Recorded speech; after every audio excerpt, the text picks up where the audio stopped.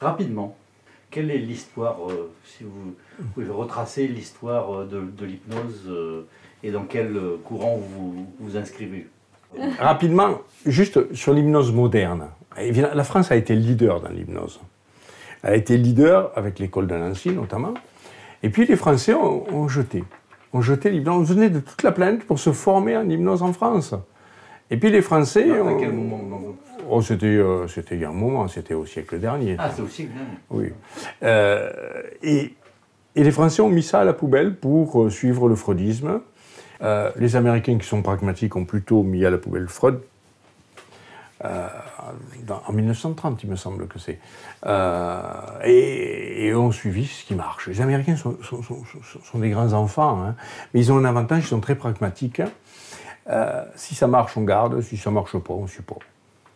Donc ils ont gardé l'hypnose, l'ont développé. Il y a eu un grand monsieur, le plus grand monsieur moderne de l'hypnose, c'est Dave Hellman. Hein.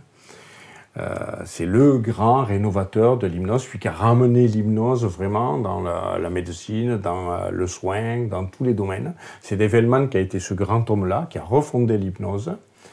Et puis nous, on connaît bien aussi Milton Erickson, qui n'est pas aussi grand que Dave Hellman, certes, mais qui a apporté une approche totalement innovante. Alors aujourd'hui, dans l'hypnose hellmanienne, vous n'avez pas un courant, il n'y a pas l'hypnose hellmanienne simple. Vous avez des dizaines de courants différents avec des gens comme Klein qui ont apporté d'autres approches. Beaucoup de gens qui ont fait évoluer l'hypnose moderne dans des styles différents de l'ericksonien. Moi, j'aime bien David Frederick, j'aime bien David Quigley. Beaucoup de gens ont fait évoluer beaucoup de courants. Il n'y a pas un style hellmanien, il y a beaucoup de styles hellmaniens différents qui ont des angles d'approche et de vision de l'esprit humain différents des uns des autres et des façons de travailler différentes. D'accord. Alors, on a parlé de la thérapie, vous venez de citer la médecine, le soin.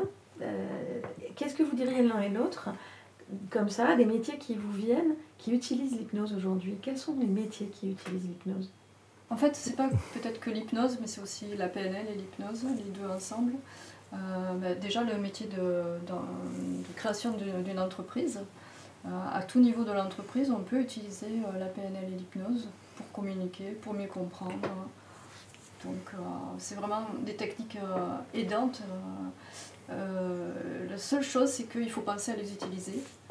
Donc, quand on est formé, on se dit, d'accord, on va faire de la thérapie, mais pas que. On peut l'utiliser dans notre vie, dans notre travail, dans des produits qu'on veut développer, dans des secteurs d'activité qu'on a envie d'explorer. Ce sont deux outils qui propulsent en fait et qui éveillent en même temps et qui permettent de comprendre plus rapidement que la moyenne. Donc ça veut dire qu'un créateur d'entreprise, un manager, un chef d'équipe par exemple, peut utiliser de l'hypnose, alors de la PNL et de l'hypnose. Bien sûr. D'accord, dans son métier. C'est à la fois un outil qui est transverse, qui peut être un outil de complément dans beaucoup de métiers, hein, que ce soit la vente, que ce soit le commerce, la compréhension des gens, la direction d'une équipe. Pas en tant qu'outil de manipulation du tout, mais en tant qu'outil de compréhension. Compréhension de ce qui se passe sur l'autre et d'intérêt pour l'autre. Et de facilitateur de communication. Ça, c'est un côté transverse de ces outils-là. Mais il y a aussi un côté professionnalisant. L'hypnose peut très bien être utilisée dans des milieux hospitaliers. Ça, c'est l'hypnose médicale. C'est une forme d'hypnose assez restreinte, assez ciblée, qui n'est pas la même chose que l'hypnose psychothérapeutique, par exemple, qui va traiter d'autres choses chez l'être humain. Va l'aider à arrêter de fumer, mais à arrêter aussi à dépasser des traumas ou autre chose. Va changer des comportements limitants qu'il a dans sa vie. Vous voyez, l'hypnose est multiple. Après, il y a des secteurs où l'hypnose va être des cœurs de métier. Autant c'est un outil qui peut être utilisé en transverse, autant c'est un outil, si vous voulez faire de l'accompagnement psychothérapeutique avec, c'est un vrai métier. C'est un vrai métier qui est le métier d'hypnothérapeute. Si vous utilisez l'hypnose de manière transverse, vous n'allez pas utiliser une totale connaissance de l'hypnose. Vous allez utiliser ce qui vous va bien dans votre contexte à vous. Mais l'hypnose est un champ très large, ce n'est pas juste un outil de complément. C'est un outil qui est vraiment fait pour faire des professionnels stricts de l'hypnose. Parce que étudier ce champ qu'est l'hypnose est tellement large que si vous voulez vraiment le maîtriser, vous devez être strictement dans ce champ-là et un vrai professionnel de ce champ-là. Au point où on est, donc, on aimerait savoir comment fonctionne l'hypnose. Selon vous, quels en sont les principes et surtout pourquoi cela marche si bien de votre expérience. C'est ça, ce qui nous intéresse, c'est votre expérience. On comprend que ça s'applique à plein de situations, plein de métiers. C'est une méta-méthode, comme vous dites, transversale. Et donc, c'est que ça fonctionne. Sinon, il y a longtemps que ça aurait disparu. Okay, et on sait que ça fonctionne bien. Donc, mais j'aimerais avoir on aimerait avoir votre éclairage là-dessus. Eh bien, l'état hypnotique, c'est un état naturel. C'est juste que le thérapeute sait comment canaliser cet état pour faire exactement ce qui doit être fait. Donc, bien sûr, il y a des techniques à connaître. C'est tout simple, c'est juste de l'étude et aussi de l'expérimentation. Qu'est-ce qui se passe derrière? Aujourd'hui, la science travaille dessus. Et ce qui se passe au niveau cérébral, on a quelques indices. Pour autant, le problème, c'est qu'on n'a pas les budgets pour financer des labos qui travaillent dessus.